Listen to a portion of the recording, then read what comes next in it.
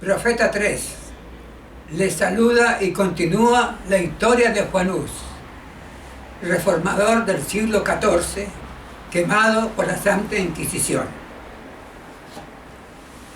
Fue luego entregado a las autoridades seculares y conducido al lugar de la ejecución. Iba seguido por inmensa procesión formada por centenares de hombres armados, sacerdotes y obispos que lucían sus ricas vestiduras, y por el pueblo de Constanza. Cuando lo sujetaron a la estaca y todo estuvo dispuesto para encender la hoguera, se instó una vez más al mártir a que se salvara retractándose de sus errores. ¿A cuáles errores?, dijo Hus, ¿debo renunciar? De ninguno me encuentro culpable. Tomo a Dios por testigo de que todo lo que he escrito y predicado ha sido con el fin de rescatar a las almas del pecado y de la perdición, y por consiguiente con el mayor gozo continuaré con mi sangre aquella verdad que he anunciado por escrito y de viva voz. Cuando las llamas comenzaron a arder en torno suyo, principió a cantar: Jesús, hijo de David, ten misericordia de mí. Y continuó hasta que su voz enmudeció para siempre. Sus mismos enemigos se conmovieron frente a tan heroica conducta. Un celoso partidario del Papa, al referir al martirio de Hus y de Jerónimo, que murió poco después, dijo: ambos se portaron como valientes al aproximar su última hora. Se prepararon para ir a la hoguera, como si hubieran preparado para ir a una boda. No dejaron oír un grito de dolor. Cuando subieron las llamas, entonaron himnos y apenas podía la vehemencia del fuego acallar sus cantos. Cuando el cuerpo de Hus fue consumido por completo, recogieron sus cenizas, las mezclaron con la tierra donde yacían y las arrojaron al Rin, que las llevó hasta el océano. Sus perseguidores se figuraban en vano que habían arrancado de raíz las verdades que predicara. No soñaron que las cenizas que echaban al mar eran como semillas esparcidas en todos los países del mundo, y que en tierras aún desconocidas darían mucho fruto en testimonio por la verdad. La voz que había hablado en la sala del concilio de Constanza había despertado ecos que resonarían a través de las edades futuras. Hus ya no existía, pero las verdades por las cuales había muerto no podían perecer. Su ejemplo de fe y de perseverancia iba a animar a las muchedumbres a mantenerse firmes por la verdad frente al tormento y a la muerte. Su ejecución puso de manifiesto que ante el mundo entero la pérdida, crueldad de Roma. Los enemigos de la verdad, aunque sin saberlo, no hacían más que fomentar la causa que en vano procuraban aniquilar. Una estaca más iba a levantarse en Constanza. La sangre de otro mártir iba a testificar por la misma verdad. Jerónimo, al decir adiós a Hus, cuando éste partiera para el concilio, le exhortó a ser valiente y firme, declarándole que si caía en algún peligro, él mismo volaría en su auxilio. Al saber que el reformador se hallaba encarcelado, el fiel discípulo se dispuso inmediatamente a cumplir su propuesta. Salió para Constanza con un solo compañero y sin proveerse de salvoconducto. Al llegar a la ciudad, se convenció de que solo se había expuesto al peligro, sin que le fuera posible hacer nada para libertar a Hus. Huyó entonces, pero fue arrestado en el camino y devuelto a la ciudad, cargado de cadenas, bajo la custodia de una compañía de soldados. En su primera comparecencia ante el concilio, sus esfuerzos para contestar los cargos que les arrojaban sus magistrados entre los gritos: ¡a la hoguera! ¡Con él! ¡A las llamas! Fue arrojado en un calabozo, lo encadenaron en una postura muy penosa y lo tuvieron a pan y agua. Después de algunos meses, las crueldades de su prisión causaron a Jerónimo una enfermedad que puso en pleno peligro su vida, y sus enemigos, temiendo que se le escapase, le trataron con menos severidad, aunque dejándole en la cárcel por 1 año. La muerte de Hus no tuvo el resultado que esperaban los papistas. La violación al salvoconducto que le había sido dado al reformador levantó una tempestad de indignación, y como medio más seguro, el concilio resolvió que en vez de quemar a Jerónimo, se le obligaría, si posible fuera, a retractarse. Fue llevado ante el concilio y se le instó para que se escogiera entre la retractación o la muerte en la hoguera. Haberle dado muerte al principio de su encarcelamiento hubiera sido un acto de misericordia en comparación con los terribles sufrimientos a que le sometieron, pero después de esto, debilitado por su enfermedad y por los rigores de su prisión, detenido en aquellas mazamorras y sufriendo torturas y angustias, separado de sus amigos y herido en el alma por la muerte de Jesús, el ánimo de Jerónimo decayó y continuó en someterse al concilio. Se comprometió a adherirse a la fe católica y aceptó el auto de la asamblea que condenaba la doctrina de Wycliffe y de Hus, exceptuando, sin embargo, las santas verdades que ellos enseñaron.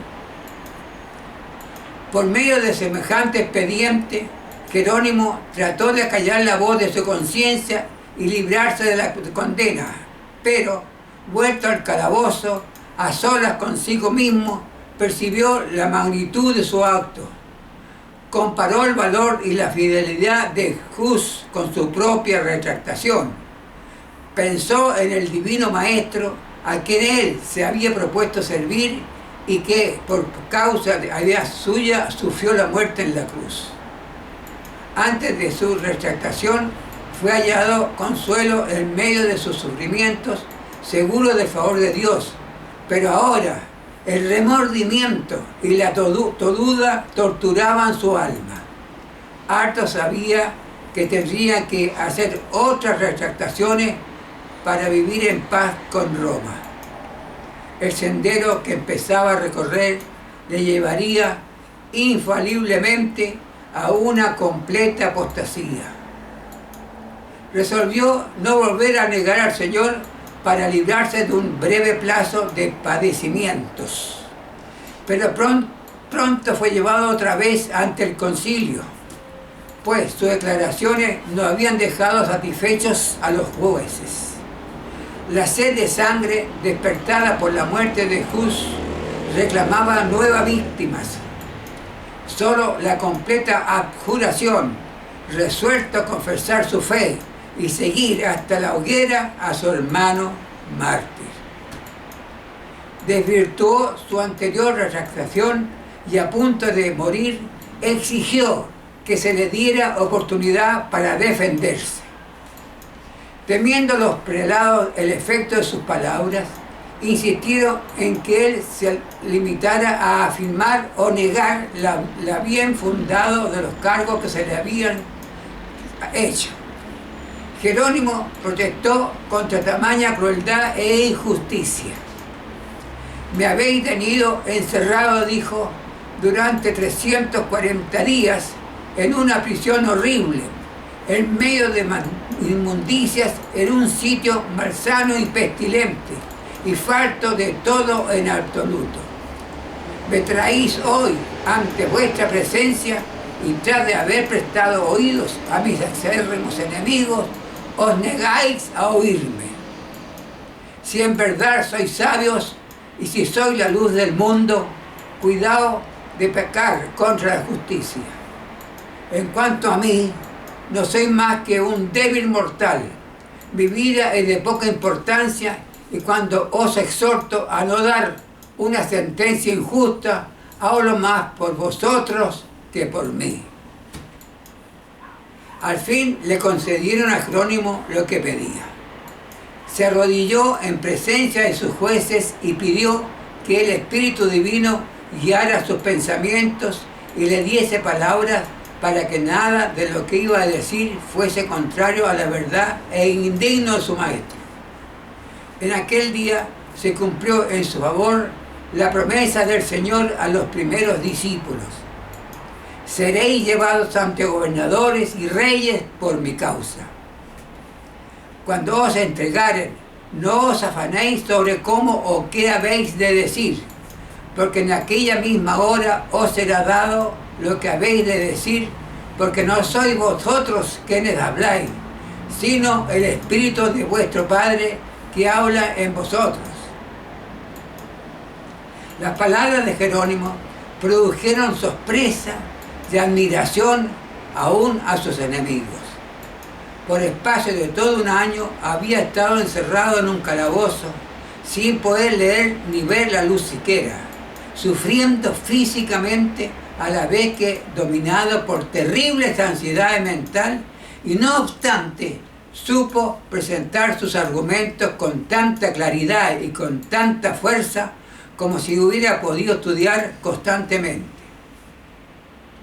Llamó la atención de sus oyentes a la larga lista de santos varones que habían sido condenados por jueces injustos.